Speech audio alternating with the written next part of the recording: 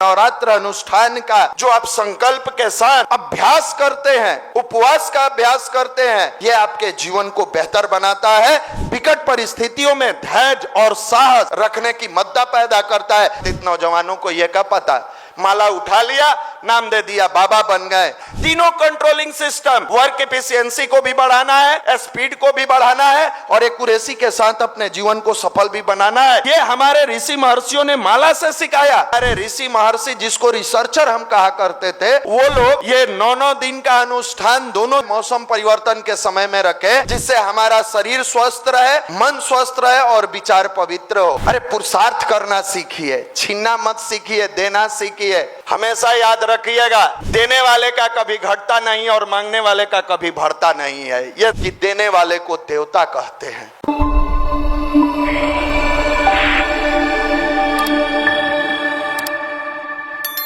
आप सबको चैत्र नवरात्र की हार्दिक शुभकामनाएं। बहुत सारे भाई हमारे अनुष्ठान में हैं, भाई बहन दोनों हैं। फिर से एक बार निवेदन, गर्मी है, पानी पीते रहिएगा। अनुष्ठान में अधिक से अधिक शक्ति उपार्जन का समय होता है अनुष्ठान का। बार बार हम लोग जिक्र करते हैं गुरुदेव के साधना से सिद्धि किताब में। साधना से सिद्धि गुरुदेव में लिखे हैं किताब में, जिस भाव से, जिस इमोशन से आप करिएगा, खास करके सभी भाई मैक्सिमम इसमें विद्यार्थी हैं। विद्यार्थी जीवन का अनुष्ठान जो होता है ना, सबसे कठिन अनुष्ठान होता है। कहिएगा क्यों भैया? इसमें अपने ही सब कुछ करना रहता है। विद्यार्थी जीवन में क्लास भी करिए, सुबह स्नान भी करिए, अपना वस्त्र भी धोइए, इसलिए सबसे बेहतर अनुष्ठान इस अवस्था में है।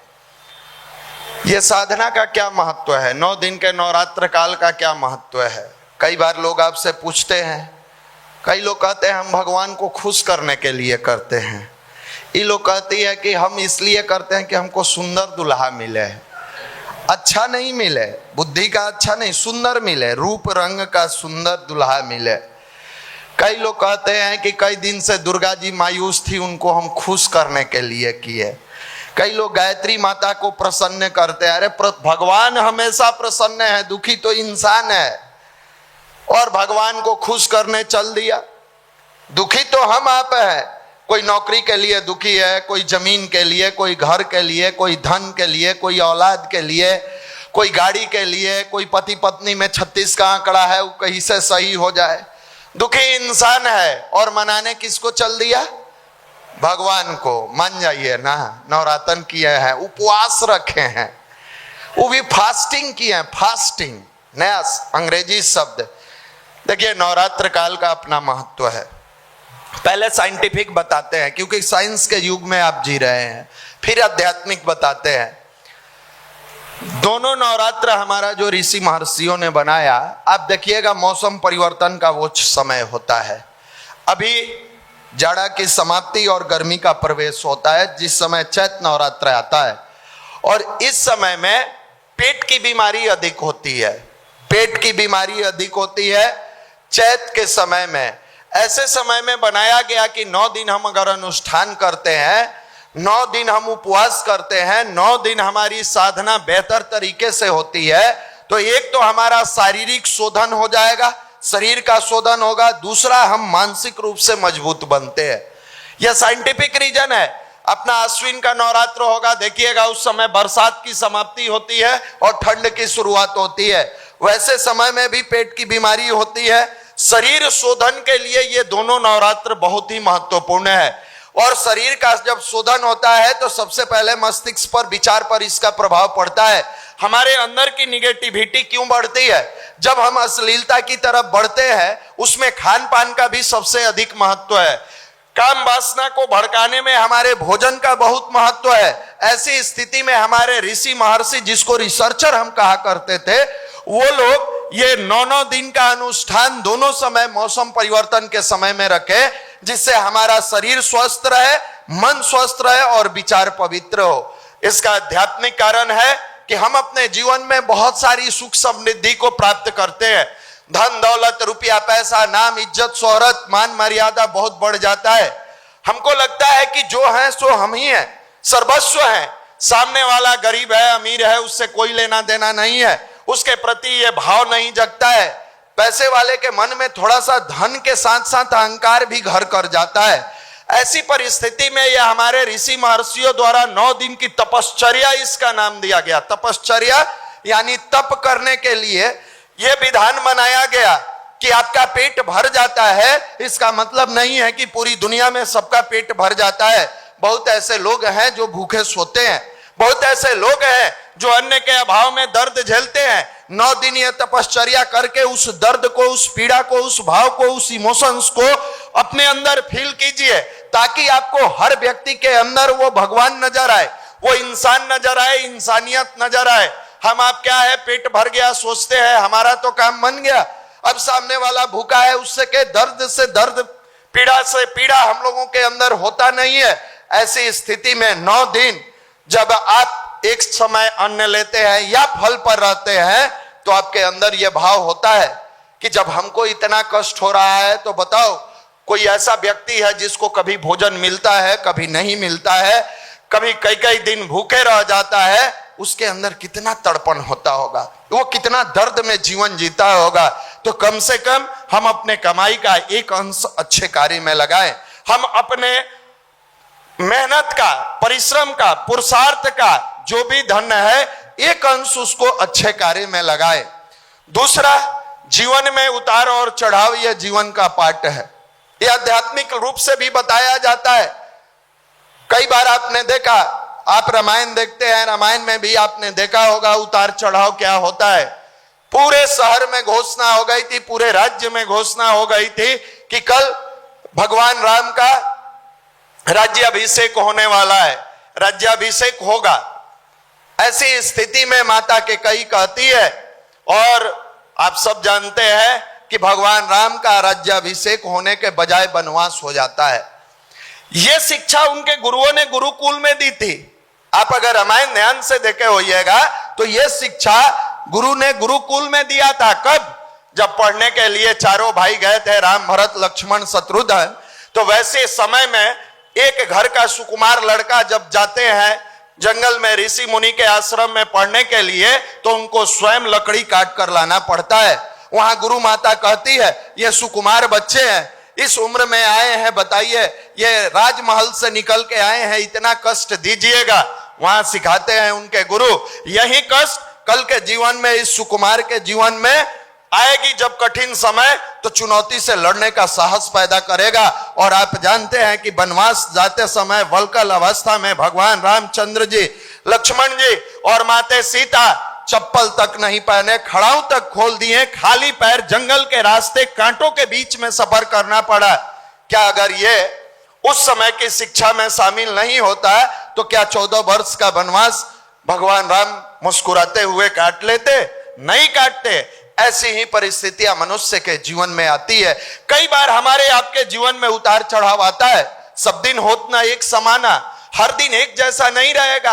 आज आपके पास धन है, समय से भोजन मिल जा रहा है, आप मुस्कुरा के जी रहे हैं, हो सकता है कल ऐसी परिस्थितियां आ जाए जहां आपको सब रहते हुए अन्न न मिल पाए।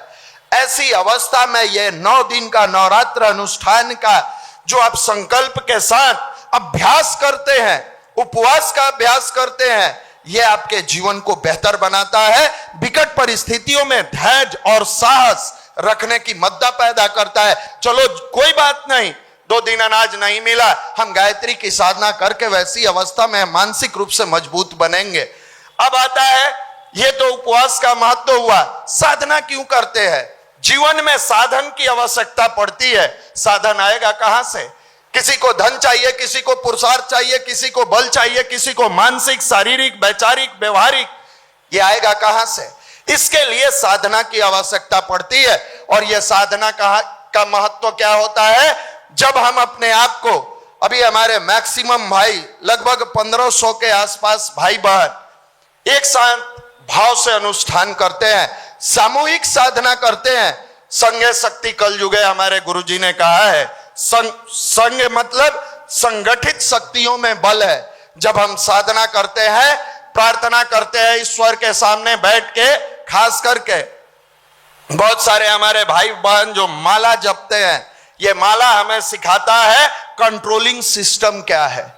ये कंट्रोलिंग सिस्टम को सिखाता है। आप एक एक दाना गायत्री मंत्र पढ़ते हैं, माला लिए हुए ओम मुर्भुवः स्वः तत्सवितुर्वरेण्यं भर्गो देवस्य धीमहि धियो यो न प्रचोदयात्। आप क्या सोचते हैं हमारे ऋषि महर्षियों ने ऐसे ही हाथ में माला थमा दिया कि आप माला ऐसे घुमा लीजिए पार कर लीजिए? नहीं, एक साथ हमारा 3 जगह कंसंट्रेशन रहता है, कंसंट्रेट करते हैं, हम उस पर पकड़ बनाते हैं। एक तो हमारा ध्यान स्वर्णिम सूर्य के तरफ रहता है, दूसरा हम गायत्री मंत्र की साधना करते हैं, और तीसरा हम कंट्रोल के साथ एक एक दाना को धैर्य के साथ। यही तो आपके एग्जाम में काम आने वाला है कि आप एक साथ कैलकुलेशन भी करिएगा, लिखिएगा भी, और माइंड में यह रहेगा कि समय के साथ अगर नहीं किए तो सब प्रश्न सही बनाने के बावजूद भी मेरा छूट जाएगा और रिजल्ट नहीं हो पाएगा। तीनों कंट्रोलिंग सिस्टम, वर्क एफिशिएंसी को भी बढ़ाना है, स्पीड को भी बढ़ाना है, और एक्यूरेसी के साथ अपने जीवन को सफल भी बनाना है। यह हमारे ऋषि महर्षियों ने माला से सिखाया। आज के तथाकथित नौजवानों को यह क्या पता, माला उठा लिया, नाम दे दिया, बाबा बन गए। अरे बाबा बनना आसान है क्या? बाबा बनने के लिए जीवन जीने की कला आनी चाहिए। बाबा बनने के लिए अपने जीवन में तपश्चर्या की आवश्यकता होती है। बाबा बनने के लिए साधना की जरूरत पड़ती है। बाबा बनने के लिए स्वाध्याय चाहिए। बाबा बनने के लिए शालीनता और विनम्रता चाहिए। ये रास्ते चलते मिल जाएगा? ये कॉन्वेंट के स्कूल के किताबों में मिल जाएगा? नहीं, ये जब मिलता है गुरु की गोद में मिलता है।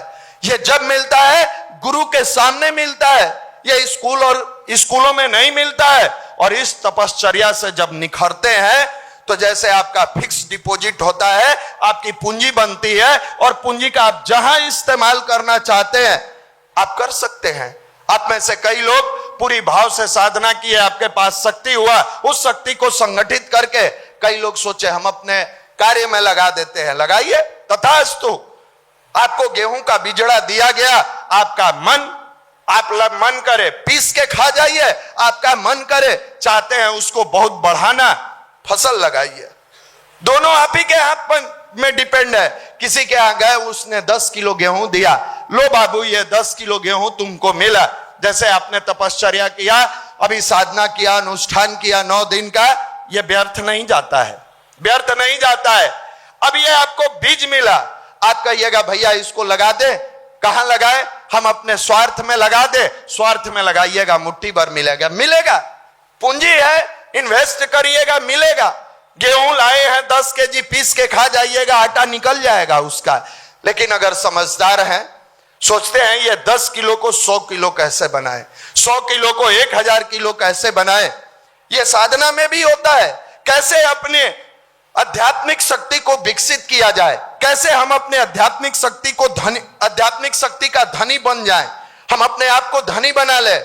आपको जो तपश्चर्या मिला, जो शक्ति मिली, जो साधना से आपके अंदर ऊर्जा आई, आपने बाल संस्कार शाला में लगाया, 4 लोगों को अच्छे बनाने में लगाया, युवा प्रकोष्ठ में भाइयों को जोड़ने में लगाया, लोगों तक पहुंचकर उनकी जीवन को बदलने में लगाया।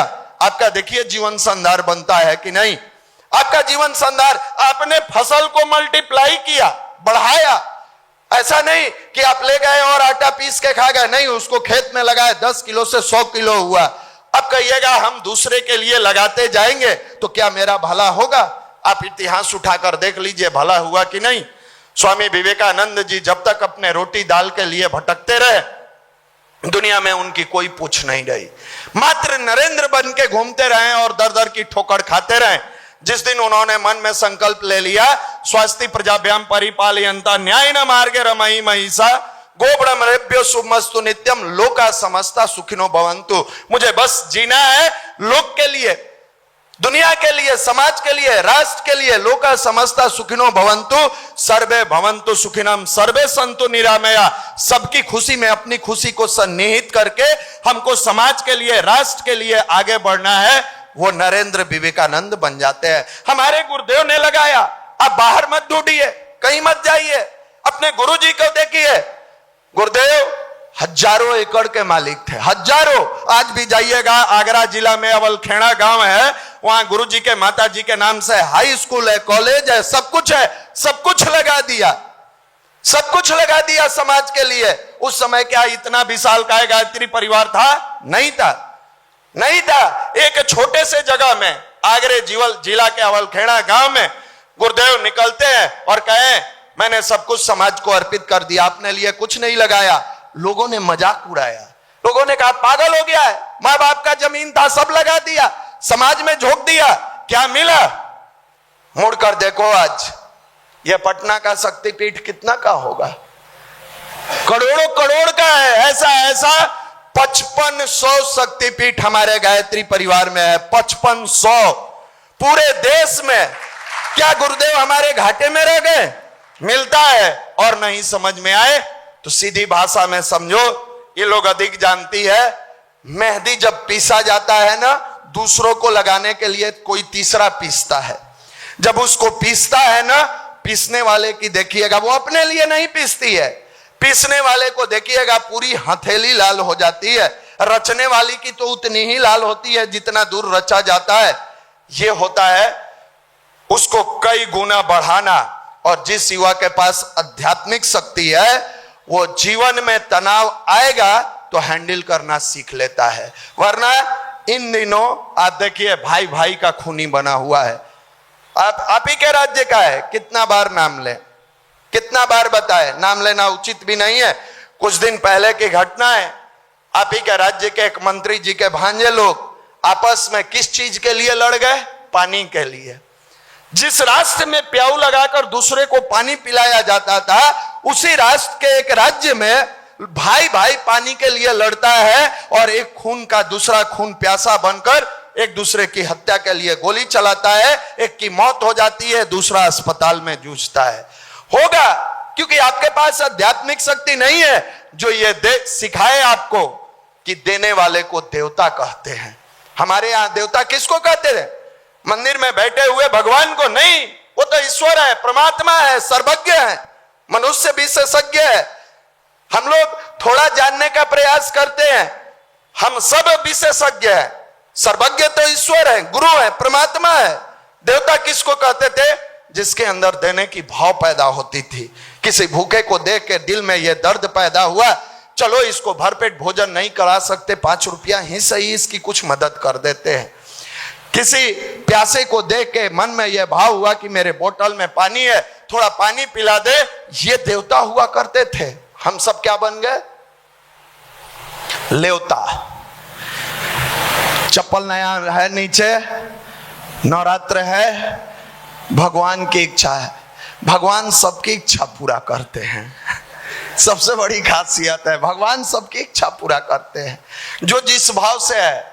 देखिएगा कथा पंडाल में बहुत सारे लोग, खास करके माताएं बहनें हमारे जाती हैं, भाई लोग जाते हैं।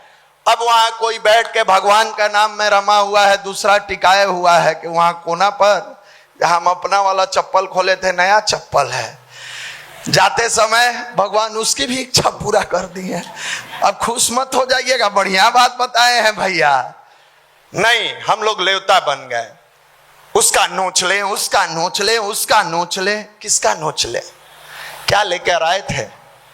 अरे पुरुषार्थ करना सीखिए, छीनना मत सीखिए, देना सीखिए। हमेशा याद रखिएगा, देने वाले का कभी घटता नहीं और मांगने वाले का कभी बढ़ता नहीं है। यह दुनिया का नियम है। जो देने वाला है ना, उसका कभी नहीं घटता है, और जो मांगने वाला है ना, वो जिंदगी भर ससुरा दरिद्र रह जाता है, जिंदगी भर। उसको सोना का लंका भी दे दीजिएगा तो कहेगा इंद्र भगवान से इंद्रासन कहिया दीजिएगा। वो कहेंगे कि इंद्रासन भी दे दिए तो कहेगा कि वो विष्णु धाम कहिया दीजिएगा। वो मिल जाएगा तब लक्ष्मी जी के पास जाएगा कि आप अपना साम्राज्य कब दीजिएगा। मांगने वाले का कभी नहीं बढ़ता है, भिखमंगा है। जन्म लिया तब से उसके जीवन में यह टेंडेंसी शामिल रहा, दे दीजिए दे दीजिए दे दीजिए, कभी लेने देने का कैपेसिटी नहीं पैदा हुआ, केवल लेता रहा। यहां पर साधना आपको मानसिक रूप से इतना मजबूत बनाता है कि आप बो और काटो के सिद्धांत पर काम करते हैं। आज इतना बड़ा अपना युवा प्रकोष्ठ, आप ये साधारण घटना समझते हैं जहां 1500 2000 भाई बहन, यंगस्टर, युवा। हमको नहीं लगता है कि दुनिया में कोई ऐसा मंदिर होगा जहां दोनों नवरात्र में हजारों की संख्या में भाई बहन बैठ के 24-24 हजार का अनुष्ठान करते हो। 9 दिन में करोड़ों गायत्री मंत्र का जप होगा इस जगह पर जहां बैठे हैं। 9 दिन में करोड़ों गायत्री मंत्र का जप होगा। कौन ऐसा मंदिर है? आप जाकर ढूंढिए। गुरुदेव जब लिखे थे, बेटे आने वाले समय में जो हमारी गायत्री शक्ति पीठ होगी, ये पूजा पाठ का अड्डा नहीं रहेगा, ये जन जागरण का केंद्र बनेगा। लोग मजाक उड़ाए, लोगों को समझ में नहीं आया कि ये जन जागरण है क्या, मजाक उड़ाए। ये जन जागरण का केंद्र कह रहे हैं, जन जागरण का। आज उन लोगों को अगर जिंदा है पकड़ के ले आइए, दिखाइए इस पाटलिपुत्रा की धरती पर, जहां सुबह में 6 बजे से लेके 8 बजे 2 घंटे एक साथ 16 साल, 18 साल, 20 साल, 22 साल, 24 साल, 28 साल का नौजवान आंख बंद करके ओम भूर्भुवः स्वः की प्रार्थना करता है। यह साधारण सी घटना नहीं है, यह परमात्मा ने आपके जीवन में सौभाग्य दिया है। आप पूछिएगा तब, इस साधना से, इस आराधना से, इस तपश्चर्या से हमारे जीवन में हमारा नौकरी मिलेगा कि नहीं। सब बात बता दिए, ये भी बता दीजिए कि नौकरी मिलेगा कि नहीं। जिसके जीवन से दुर्गुण का समाप्ति हो जाता है, दुर्गुण समाप्त होता है, सद्गुण का समावेश होता है, उसके जीवन में संपूर्ण चीजें भर जाती है। संपूर्ण। रावण के जीवन में सब कुछ था, दुर्गुण आया, सब समाप्त कर लिया, सब समाप्त कर लिया। यही भगवान राम अपने जीवन में तपश्चर्या की है, साधना की है, आराधना की है। उनके पास कुछ नहीं था, खाली पैर अपने घर से निकल के गए थे, खाली पैर। जाते समय वस्त्र भी उतार लिया गया, सब छीन लिया गया। कई बार मनुष्य के जीवन में आता है कि कष्ट की वो घड़ी होती है, भगवान कहते हैं सब दे दो, कुछ नहीं बचा। लेकिन उन्होंने अपने जीवन में यही संयम की आराधना की। यह क्या ध्यान किस लिए कराया जाता है? इसी के लिए। जब उन्होंने किया, घर से निकले थे राजा दशरथ के पुत्र राम बनकर, जब वन से लौटे थे तो मर्यादा पुरुषोत्तम भगवान राम बनकर लौटे थे।